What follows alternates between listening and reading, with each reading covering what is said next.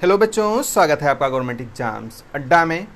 बच्चों, पिछले 2-3 दिनों से जब से ये खबर आई है कि सीबीएसई के पेंडिंग एग्ज़ाम्स को लेकर के सुप्रीम कोर्ट में याचिका दायर हो गई है, तब से मैसेजेस भर भर के आ रहे हैं यूट्यूब पर, व्हाट्सएप पर, और बच्चे बार बार बहुत सारे प्रश्न पूछ रहे हैं।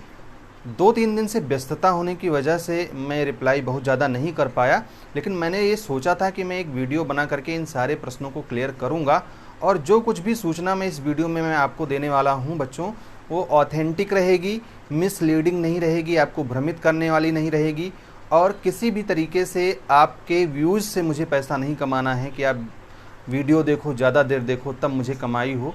तो मेरा ये उद्देश्य है कि सूचना आप तक सही पहुँचे और आपको इस सूचना से थोड़ा सा सुकून मिले, आपका मन शांत हो।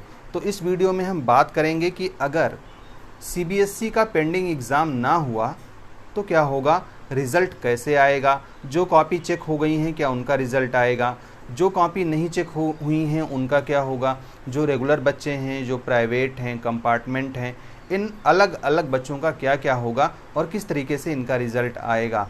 बहुत से बच्चे ऐसे हैं जिनका एग्ज़ाम कंप्लीट हो गया है, जैसे 10th के बच्चे हैं। अगर हम दिल्ली की बात ना करें तो ऑल ओवर इंडिया में इनका एग्ज़ाम, एक सब्जेक्ट बचा था उसका एग्ज़ाम सीबीएसई नहीं करवाएगी, तो क्या इनका रिज़ल्ट आएगा या नहीं आएगा। अगर बच्चे पास होते हैं, प्रमोट किए जाते हैं, तो उनको कितना नंबर मिलेगा, किस तरीके से प्रमोट किए जाएंगे, पास क्राइटेरिया क्या रहेगा। बहुत सारे प्रश्नों का जवाब आप चाह रहे थे और मैं इस वीडियो में सब कुछ क्लियर करूंगा। हम ये भी बात करेंगे कि जो कंपार्टमेंट एग्ज़ाम होना है 3, क्या वो होगा या नहीं होगा। अगर नहीं होता है तो उन बच्चों का क्या होगा जो बेसिक मैथ्स लेकर के पढ़ रहे थे और 11th में उनको मैथ्स से पढ़ाई करनी थी, स्टैंडर्ड मैथ्स का कंपार्टमेंट एग्ज़ाम पास करके। तो ये सारी बातें आपको जानने को मिलेंगी। और भी कुछ ऐसे प्रश्न हैं जो आपने पूछे हैं और उनका उत्तर मैं सामूहिक रूप से इस वीडियो में देने वाला हूं। तो इस वीडियो को पूरा देखिएगा बच्चों, ताकि आपको भ्रम की स्थिति ना रहे। सबसे पहले तो हम बात करते हैं कि अगर परीक्षा ना हुई तो अब परीक्षा होगी या नहीं होगी ये तो अभी कोई नहीं जानता, खुद सीबीएसई भी नहीं जानती। मैंने बहुत प्रयास किया सुप्रीम कोर्ट की उस रिट की कॉपी पाने के लिए जिसमें मांग की गई है कि सीबीएसई के पेंडिंग एग्ज़ाम्स ना हो। देखिए, कंडीशन तो वास्तव में बुरी है, केसेस दिनों दिन बढ़ते जा रहे हैं और स्वास्थ्य आपका सबसे पहले है बच्चों, क्योंकि अगर आपका स्वास्थ्य ही सही नहीं रहेगा तो आप कैसे परीक्षा दोगे। स्वास्थ्य सही भी है तो एक जो डर का माहौल है, किसी को छींक आ गई, किसी को खांसी आ गई एग्ज़ाम हॉल में, तो जो तनाव उत्पन्न होगा उसका क्या होगा। बहुत सारे ऐसे प्रश्न हैं जो आपके मन में होंगे। आपके गार्जियंस की चिंता भी वाजिब है, वो भी सही सोच रहे हैं, और कहीं ना कहीं सीबीएसई भी इस बात को लेकर के चिंतित है कि आपके स्वास्थ्य के साथ किसी भी तरीके का खिलवाड़ ना हो। बच्चों, जो याचिका दायर की गई है उसमें क्या मांग की गई है ये तो उन्हीं लोगों को पता होगा। मुझे कॉपी नहीं मिली। जो पेपर में छपता है बहुत सारी जगहों पे या बहुत सारे टाइम पे वो सही नहीं भी होता है। मांग कुछ और की जाती है, पूछा कुछ और जाता है और इसमें छप कुछ और जाता है। फिर भी जो कंडीशन बन रही है वो ये है बच्चों के मन में कि अगर परीक्षा ना हुई तो हमको पास कैसे किया जाएगा, या कंपार्टमेंट, प्राइवेट, इन सब बच्चों का क्या होगा। एक एक करके हम बात करेंगे और समझेंगे कि इस कंडीशन में आखिर में क्या हो सकता है। देखो बच्चों, जब परीक्षा ना करवाने का निर्णय लिया था सीबीएसई ने फॉरेन स्टूडेंट का, तो वहाँ पे उसने ये कहा था कि हम एक ऐसा नियम लेकर के आएंगे जो ये बताएगा कि सीबीएसई किस तरीके से इन बच्चों को अगले क्लासेस में प्रमोट करेगी, और वो नियम अभी तक सार्वजनिक नहीं हुआ है। आया भी होगा तो मुझे नहीं जानकारी है, लेकिन ये नहीं पता है कि किस आधार पर फॉरेन स्टूडेंट्स को अगले क्लास में प्रमोट किया जाएगा।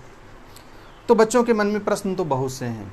अब एक एक करके बात करते हैं। जो बच्चे रेगुलर हैं उनमें क्लास 10th के ज़्यादातर बच्चों का एग्ज़ाम हो चुका है। वो बच्चे सोच रहे हैं कि हमारा तो रिज़ल्ट आ जाएगा, और रिज़ल्ट अगर सीबीएसई चाहे तो आपका दे सकती है। कुछ बच्चे जो नॉर्थ ईस्ट दिल्ली वाले बच रहे हैं या जिनका एग्ज़ाम नहीं हो पाया था दंगों की वजह से, उनको इंटरनल असेसमेंट के नंबरों के आधार पे अगर पासिंग मार्क या जो भी जितना भी नंबर उनको देना है सीबीएसई दे देती है, तो क्लास 10th का मामला एकदम साफ है और उनका एग्ज़ाम लगभग निपट गया था। कॉपी लगभग 90% से ज़्यादा चेक हो चुकी है जहाँ तक सूचना मिल रही है। उस कंडीशन में 10th के रिज़ल्ट को लेकर के कोई प्रॉब्लम नहीं होनी चाहिए, क्योंकि कुछ ही बच्चे हैं जो नॉर्थ ईस्ट दिल्ली में एग्ज़ाम देने वाले हैं, और पूरी दिल्ली में ढेर सारे कंटेनमेंट जोन्स हैं, लगभग 170 के आसपास। तो वो भी एक बड़ी समस्या है सीबीएसई के लिए कि कैसे एग्ज़ाम्स कंडक्ट करवाएंगे। ऐसे ही बड़े शहरों का बहुत बुरा हाल है, वहाँ पे सीबीएसई एग्ज़ाम नहीं करवाएगी, ऐसा उसने पहले ही कहा था कि जो कंटेनमेंट जोन होंगे उनके बाहर कहीं परीक्षा हम आयोजित करेंगे। तो अब किस तरीके से उनका अरेंजमेंट होता है तो वही लोग जाने। हालांकि सीबीएसई प्लानिंग कर रही है एडमिट कार्ड की, और जल्द ही शनिवार तक या मंगलवार तक आपको आपके हाथ में एडमिट कार्ड मिल जाएगा।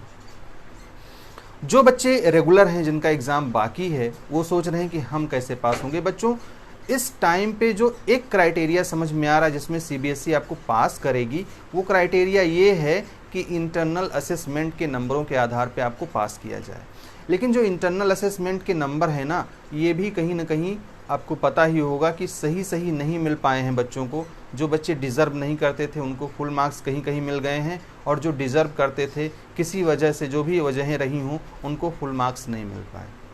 तो जो नियम है बच्चों, जो अभी उम्मीद है जिस चीज़ की जो सुनने में आया है वो यही आया है कि अगर ऐसी कंडीशन आती है, उस कंडीशन में एक एवरेज निकाला जाएगा ऑल इंडिया लेवल पे कि कितने परसेंटेज मार्क्स किस सब्जेक्ट में एवरेज मिले हैं। मान लेते हैं अगर हम बायोलॉजी की बात करें, इंटरमीडिएट में मेरा सब्जेक्ट है तो मैं उसी की बात करता हूँ अक्सर। तो अगर मैं बायोलॉजी की बात करूँ तो 30 मार्क्स का प्रैक्टिकल होता है। तो ऑल इंडिया में जितने बच्चे बायोलॉजी में अपीयर हुए हैं प्रैक्टिकल एग्ज़ाम में, उनको कितने मार्क्स मिले हैं एवरेज बेसिस पे, उतने परसेंटेज पे 1% या 4-5% बढ़ा करके आपको थ्योरी में मार्क्स मिल जाएं, एक संभावना ये है। लेकिन बहुत सारे बच्चों का, ऐसे भी बहुत सारे बच्चे थे जिनका प्रैक्टिकल एग्ज़ाम छूट गया था, या जिनके प्रैक्टिकल में नंबर कम आए थे, उनको कहीं ना कहीं इससे समस्या होगी। तो रेगुलर बच्चे हैं, ऐसे ही प्राइवेट बच्चे हैं जो 2019 के हैं, उनके मार्क्स तो कैरी फॉरवर्ड होने थे। जो उनके पहले वाले बच्चे थे, मतलब 2018 या उससे पहले के बच्चे थे, उनको प्रोपोर्शनेट मार्किंग होनी थी, यानी जितना परसेंट वो थ्योरी में पाएंगे उतना ही परसेंट उनके प्रैक्टिकल में आएगा। तो उनका तो इंटरनल असेसमेंट का मार्क्स ही डिटरमाइन नहीं है कि उनको कैसे नंबर मिलेगा। तो ये हो सकता है कि जो उनके पुराने नंबर रहे हों उसी के आधार पे उनकी मार्किंग कर दी जाए अगर परीक्षा नहीं होती है तो। ऐसे भी बच्चे हैं जो कंपार्टमेंट का एग्ज़ाम देने वाले हैं, थर्ड एग्ज़ाम का वेट कर रहे हैं, उनको लगता है मैं 10th में या 12th में फ़ेल हो गया तो मुझे एक चांस मिलेगा, या अगर मैं सेकंड कंपार्टमेंट में फ़ेल हो गया तो मैं थर्ड कंपार्टमेंट दे करके पास कर लूँगा। तो बच्चों, अगर सबका जनरल प्रमोशन होता है तो हो सकता है कंपार्टमेंट एग्ज़ाम देने की ज़रूरत आपको पड़े ही ना, क्योंकि जब सभी बच्चे पास हो जाएंगे तो कंपार्टमेंट एग्ज़ाम की ज़रूरत क्या रह जाएगी। आप खुद ही समझदार हो इसके लिए। लेकिन फिर भी वो बच्चे बचेंगे जो 10th में बेसिक मैथ्स लिए थे, उनको 11th में मैथ्स पढ़ना है और इसके लिए उनको स्टैंडर्ड मैथ्स से कंपार्टमेंट का एग्ज़ाम पास करना है। तो ये कोई बड़ा मुद्दा नहीं होगा बच्चों। थोड़े से बच्चे रहेंगे जो इस तरीके से इंटरचेंज करेंगे और उनका एग्ज़ाम कंडक्ट करवा सकती है सीबीएसई आफ्टर रिज़ल्ट, एक फॉर्म निकाल करके कंपार्टमेंट का, और वो आपके स्कूल में ही परीक्षा हो जाएगी या ऑनलाइन एग्ज़ाम करवा करके आपको 11th क्लास में स्टैंडर्ड मैथ के आधार पर मैथ्स लेने की छूट मिल सकती है। तो वो कोई बड़ा मुद्दा नहीं होगा, उसके लिए आपको परेशान होने की ज़रूरत नहीं है।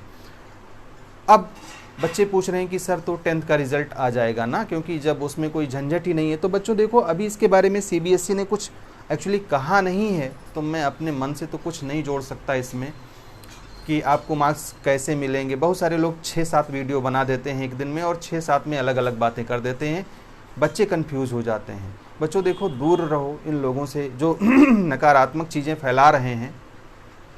इसलिए मैं कह रहा हूँ क्योंकि अगर आप कंफ्यूज होगे तो आपकी पढ़ाई जो आने वाली है या जो एग्ज़ाम होने वाला है उस पर नकारात्मक प्रभाव पड़ेगा। सूचनाएं जो भी होंगी ऑथेंटिक तभी मानिएगा जब सीबीएसई से मिलेंगी। बाकी हम लोगों का काम है आपको बताना। बहुत से लोग बताते हैं, बहुत से लोगों को व्यूज चाहिए, आपको डराते हैं। ये सारी बातें आप आसानी से समझते हो। देखो, रिज़ल्ट जब भी आए, एग्ज़ाम की कॉपी चेक हुई या नहीं चेक हुई, एग्ज़ाम होगा या नहीं होगा, ये सारी बातें सीबीएसई बताएगी। अभी अगर आपका एग्ज़ाम बाकी है तो आपको किसी की भी नहीं सुननी है, आपको परीक्षा की तैयारी करनी है।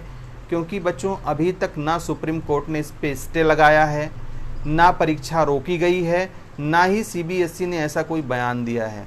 इस बीच में कुछ और खबरें आ रही हैं कि लॉकडाउन फिर से बढ़ सकता है। जो हो सकता है उस पर किसी का कंट्रोल नहीं है, लेकिन जो आप कर सकते हो ये कि परीक्षा की तैयारी आपको करनी है, मान लेते हैं अगर सीबीएसई ने एग्ज़ाम कंडक्ट करवा दिया तो आप पढ़ाई बंद करके पछताओगे बच्चों। तो जब तक कोई डिसीज़न नहीं हो जाता आपको पढ़ाई अपनी जारी रखनी है।